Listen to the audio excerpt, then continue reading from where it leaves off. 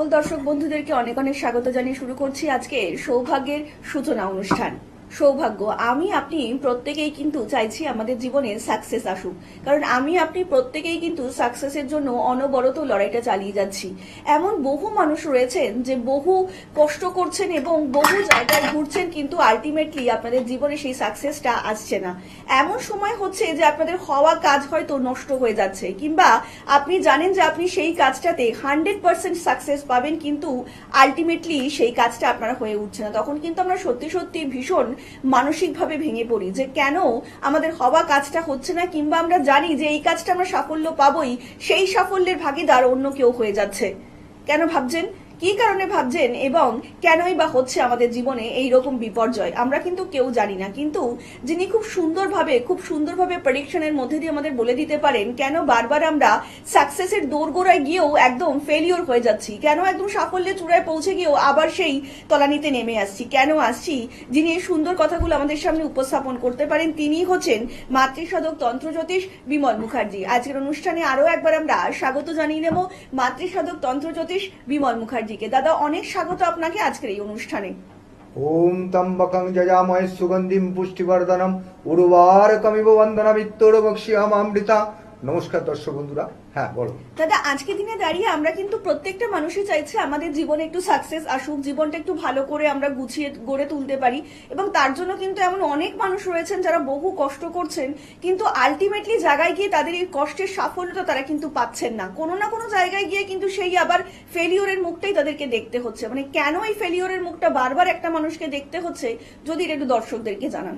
ব্যাপার হচ্ছে ফেলিওর বলতে মানে মানুষ তো কর্মের ওপর দিয়ে নিশ্চিন্ত হতে পারে যে আমি যে কর্মটা করছি সেই কর্ম আমি এমনভাবে কাজটা করছি যে কাজটা করে আমি নিজে স্যাটিসফাইড, এবং আমার কাজটা স্যাটিসফাইড হওয়ার পরও কিন্তু আমার নিজের মনের মতো যে আর্নিং বলো বা নিজের মনের মতো যে আমি যে শান্তি পাবো সেটা পাচ্ছি না, যেটা আজকালকার এই কর্ম করার পরও যেটা মানুষ পাচ্ছে না।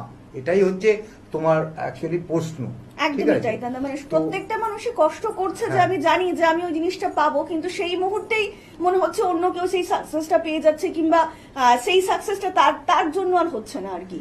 ব্যাপার হচ্ছে আমি তোমাকে বলি, তুমি যে জিনিসটা বলতে যাচ্ছ এটা হচ্ছে কতকটা শত্রুতা করে অনেক সময় এই জিনিসটা হয়।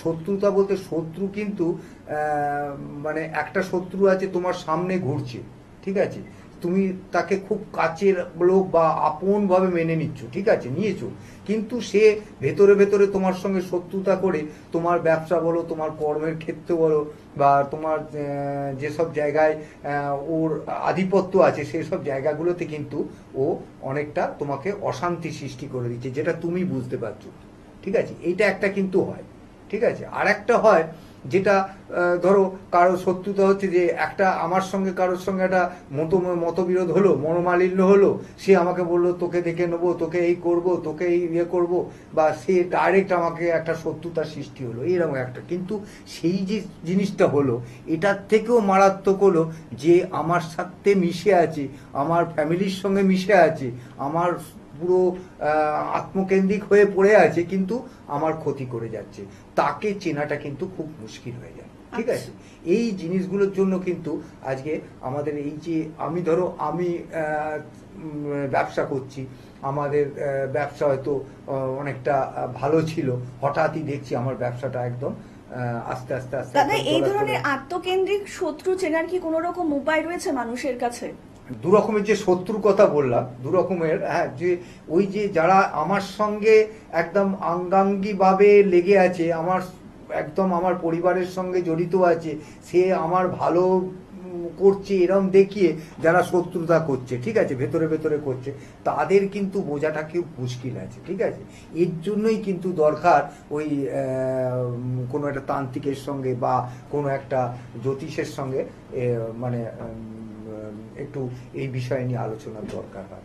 কিন্তু আমি বলতে পারি যে যারা এই ধরনের শত্রুর সঙ্গে মিশে ব্যবসা নষ্ট করছেন তাদের অবশ্যই কিন্তু এই প্রতিকার করে এটাকে চিনে নিয়ে আর কি তাদের থেকে একটু ডিটাচ হয়ে কাজটা করলে ব্যবসা কিন্তু অনেক ভালো হয়। একদমই কারণ তাই দাদা, কিন্তু খুব সুন্দর একটা কথা বললেন যে আমরা কিন্তু অনেকেই চিনি না যে আমাদের আত্মকেন্দ্রিক শত্রু কারা রয়েছেন কিংবা আমাদের সঙ্গে মিশেই কারা আমাদের ক্ষতি করতে চাইছেন। আমরা আবারও বিস্তারিত আলোচনায় আসবো। ইতিমধ্যেই একজন কলার বন্ধু উপস্থিত। নমস্কার, অনেক স্বাগত আপনাকে এই অনুষ্ঠানে। কে বলছেন? হ্যাঁ নমস্কার। নমস্কার, বলুন কে বলছেন? হ্যাঁ আমি সুদীপ্ত রায় বলছি হাওড়া থেকে। হ্যাঁ, সুদীপ্ত বাবু, কার সম্বন্ধে জানবেন? আমার সম্বন্ধে জানবেন? আচ্ছা বলুন, আপনার জন্ম তারিখ বলবেন। হ্যাঁ 8 জানুয়ারি 2002। 8 জানুয়ারি 2002। আচ্ছা, জন্ম সময়? দুপুর 12টা 5। দুপুর 12টা 5। জন্মস্থান? হাওড়া। হাওড়া। এবার বলুন কি প্রশ্ন রয়েছে আপনার দাদার কাছে? হ্যাঁ বলছি আমি যে কাজটা করবো ভাবছি, সিদ্ধান্ত নিচ্ছি, সে কাজের উপর ঠিকঠাক মনোযোগ থাকছি না, সিদ্ধান্তটা অন্যদিকে চলে যাচ্ছে। আচ্ছা। তো এটা কি জন্য হচ্ছে এটা একটু জানতে চাই। শুনুন, দাদা বলছেন। ব্যাপার হচ্ছে আপনি যে কাজটা করতে যাচ্ছেন সেই কাজটার উপরে আপনি কোনো সিদ্ধান্ত নিচ্ছেন তখনই কিন্তু আপনার অন্যদিকে মোটিভটা ঘুরে যাচ্ছে, এটা আপনি জানতে চাইছেন, বলতে চাইছেন তো? তো এটা আমি আপনাকে বলি, আপনার যে জন্মছক দেখছি ন্যাটাল চার্ট, তাতে বুধের পজিশনটা কিন্তু খুব খারাপ আছে, ঠিক আছে? আপনি যে কোনো ব্যবসায় যান, যে কোনো কাজে অগ্রসর হতে গেলে আগে বুধকে ভালো থাকতে হবে, তারপর রবিকে ভালো থাকতে হবে, ঠিক আছে? কিন্তু আপনার ক্ষেত্রে দেখা যাচ্ছে রবি এবং বুধ এই দুটোই খুব একদম আপনার ন্যাটাল চার্টে যে পজিশন আছে তাতে কি হচ্ছে, রবি প্রথম কথা হচ্ছে নিচস্থ রয়েছে, ঠিক আছে?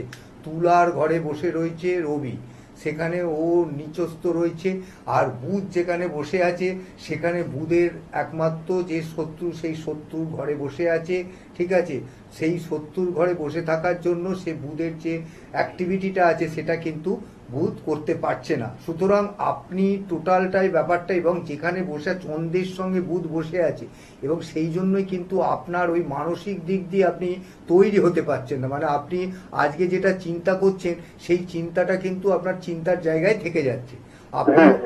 আপনি অবশ্যই একটা ভালো জ্যোতিষের সঙ্গে একটু আলোচনা করুন, আর যখনই আসবেন আমার কাছে যদি আসেন একটু বাস্তুর মাটি নিয়ে আসবেন অবশ্যই। হ্যাঁ, তার জন্য কিন্তু এক্সট্রা কোনো চার্জ লাগে না, আপনি কিন্তু বাস্তুটাও আপনাকে একটু দেখার দরকার আছে, ঠিক আছে? ভালো থাকুন, আপনি কথা শুনুন, আমার এর পরের প্রোগ্রামটা শুনুন। হ্যাঁ বলুন। অনেক ধন্যবাদ। আর একটু বিস্তারিত জানতে অবশ্যই নিচে যে বুকিং নাম্বারটা রয়েছে সেখানে যোগাযোগ করতে পারেন। আর এই মুহূর্তে যে সকল দর্শক বন্ধুরা দূর থেকে দাদার অনুষ্ঠানটা দেখছেন তারাও কিন্তু অনলাইনের মাধ্যমে যোগাযোগ করে আপনার যে কোনো সমস্যার সমাধান করিয়ে নিতেই পারেন। তার জন্য কিন্তু আপনাদেরকে রাত্রি 9টা থেকে 10টা, ঠিক ধরেছেন, রাত্রি 9টা থেকে 10টা, এই যে একটা সুন্দর মুহূর্ত, এই মুহূর্তের মধ্যেই কিন্তু ফোন করতে হবে। যে কোনো একটা দাদাকে প্রশ্ন করতে হবে, দাদা কিন্তু তার উত্তর দিয়ে দেবেন। সমস্যা আপনার এবং সমাধান যিনি সত্যি সত্যি সঠিক উপায় করতে পারেন তিনি হচ্ছেন বিমল মুখার্জি। আর আপনাদেরকে যদি ডায়াল করতে হয় তাহলে কিন্তু অবশ্যই আপনাদেরকে ডায়াল করতে হবে 8100684023 নাম্বারে। তাছাড়া 9674030404 নাম্বারে আপনারা যোগাযোগ করতেই পারেন। তাছাড়া কিন্তু আপনাদেরকে জানিয়ে রাখছি, সোমবার দিন শিয়ালদে দাদাকে পাচ্ছেন, মঙ্গলবার দিন ব্যারাকপুরে পাচ্ছেন, বুধবার শোভাবাজারে পাচ্ছেন, বৃহস্পতিবার কালীঘাটে পাচ্ছেন, শুক্রবার বর্ধমানে পাচ্ছেন, শনিবার মেচেদা এবং দক্ষিণেশ্বরে পাচ্ছেন, রবিবার চন্দননগর চুচুড়াতে পেয়ে যাচ্ছেন। এবং কিন্তু আপনাদের জন্য একটা সব থেকে বড় অ্যানাউন্সমেন্ট, সেটা হচ্ছে আসন্ন যে বুধবার দিন অমাবস্যা আসতে চলেছে, একদমই তাই, সেটা কিন্তু আপনারা যদি গ্রহরত্নে কোনো রকম আপনারা পরিবর্তন করতে চান কিংবা আপনাদের গ্রহগত দিকগুলোকে একটু সুন্দর করে গুছিয়ে তুলতে চান, তাহলে কিন্তু অবশ্যই দাদাকে আপনার তারাপীঠে পেয়ে যাচ্ছেন। দাদা কিন্তু সেখানে থাকছেন এবং আপনি কিন্তু যে কোনো সমস্যার জন্য অবিলম্বে যোগাযোগ করতেই পারেন বিমল মুখার্জির সঙ্গে। দাদা যেটা বলছিলেন আর কি, শত্রু দমনের ক্ষেত্রে আমি একটা জাস্ট ছোট্ট টোটকার উপর দিয়ে আমি আজকে বলে দিচ্ছি, যেটা হচ্ছে আপনি শনিবার দিন যখন বাইরে প্রথম বেরোবেন, একটা লেবুকে 2 টুকরো করে নিয়ে যান। প্রথম যে মোড়টা পড়বে, আপনি রাস্তা দিয়ে হাঁটছেন, প্রথম যে মোড়টা পড়বে সেই মোড়েতে ওই আধখানা লেবু পেছন দিকে ফেলুন এবং আধখানা লেবু সামনের দিকে ফেলুন। ফেলে আপনি সামনের দিকেই এগিয়ে যাবেন, পেছনের দিকে আর এগোবেন না, পেছনের দিকে তাকাবেন না। এইটা করুন। এটা কিন্তু আমাদের একটা তন্ত্র ক্রিয়ার আমি এক ছোট্ট ক্রিয়া বললাম, যেটা করলে কিন্তু আপনি যে সময় কাজটা করেছেন এগোচ্ছেন তাতে কিন্তু আপনার এই শত্রু বা আপনার যে কর্মের ক্ষেত্রে কোনো রকম বাধা সৃষ্টি হবে না। ঠিক আছে, আজকে সময় একদমই কম। একদমই তাই, প্রত্যেকটা মুহূর্তে দাদা কিন্তু এটাই চাইছেন আপনি এবং আপনার প্রিয়জন যাতে জীবনে একটু ভালো থাকেন এবং বিভিন্ন কার্য কিংবা বাধা যেগুলো আপনার জীবনে আসছে সেগুলো সরিয়ে আপনি কিন্তু সহজেই আগামী দিনের পথে এগিয়ে যেতে পারেন। তার জন্যই কিন্তু বিমল মুখার্জি দাদা কিন্তু প্রত্যেকটা মুহূর্তে এটাই যাচ্ছেন যে আপনার জীবনটা একটু সুন্দর করে গড়ে উঠুক এবং আপনার জীবনে যে কোনো রকমের সমস্যাই হোক না কেন, গ্রহগত দিকের সমস্যা হোক, পারিবারিক সমস্যা হোক, কিংবা বৈবাহিক জীবনের সমস্যা, বাস্তুগত সমস্যা, কিংবা ছেলে মেয়ের পড়াশোনাগত সমস্যা, যে কোনো সমস্যার সমাধানের জন্যই কিন্তু আপনাদেরকে অবশ্যই যোগাযোগ করতে হবে মাতৃসাধক এবং তন্ত্রজ্যোতিষ বিমল মুখার্জির সঙ্গে। আজকের মতন অনুষ্ঠান কিন্তু আমাদের এখানেই শেষ করতে হচ্ছে এবং কথা দিয়ে যাচ্ছি আপনাদের সকলের সঙ্গে দেখা হবে আগামী পর্বে। সকলে অনেক ভালো থাকবেন। নমস্কার। নমস্কার।